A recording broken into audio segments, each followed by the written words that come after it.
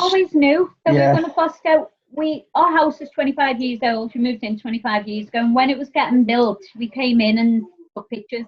And at the time, I worked in a respite unit for people with additional needs, multiple disabilities, challenging behaviour. And we'd come into the house to have a look at how it was getting on, and we were carving our name. That's on the floor, where we in the kitchen carving our names on the wall. And I just said to you, didn't I, at that time, you know, once we move in and we get settled, could we foster somebody? And he went, yeah. So that was sort of it. That was as much as we'd said about it. And then when we moved in, we got pregnant almost straight away, didn't we?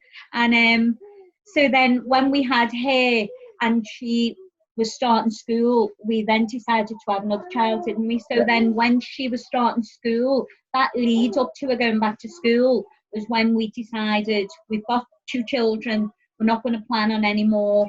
Shall we now start looking into fostering? And that was what we did once the girls were in school. So then we had free time during the day. We decided to go into fostering. Ultimately, you're making a difference, and that for me is the critical role in this, to make a difference to a child's life, whether it's a newborn baby or whether it's a 10-year-old child. You're providing something that's not achievable at that point for those children. It's not obtainable. You're providing safety, you're providing love, you're providing guidance, all of the criterion that are just not available to that child at the time. You could be pivotal in whether that child grows up to become a stable, responsible member of society or go completely off the rails. But it's being there, it's not giving up. It's just being there, it's stickability. It's not giving up. It's no matter what happens. And the child we had her from when she was 10. She was older than our girls. She was going through teenage years. She was hard work. Yeah, we got through it. We never gave up, and we just kept going. And that child's now gone on to be a social worker. Yeah, and I'd say you don't have to talk to them, no matter how old they are. You don't have to talk to them about the situation. Let them come in. This is your home.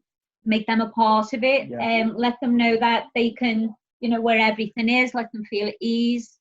Don't let them feel strange. And then if they are old enough and they want to talk to you, then let them talk to you, but don't ask questions about what they've gone through. And that's a, you know, it's a different thing. We're here to give them support and to make things just normal for them, happy. Provide them with positives, you know, warmth, love.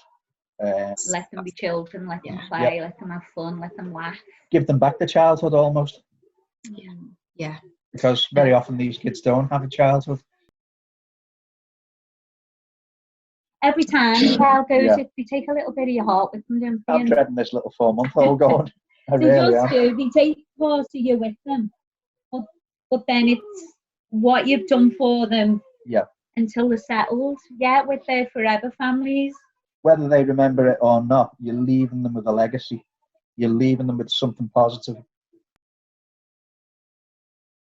It's fab, it's amazing. If you've got the ability to care for a child, if you've got the understanding to recognise that some children aren't as receptive to you as you might expect, if you can face those adversities, if you can put up with a little bit of negativity from the child initially, then I think you've got the basic ingredients to go forward and to be successful. Because success is a funny word, isn't it?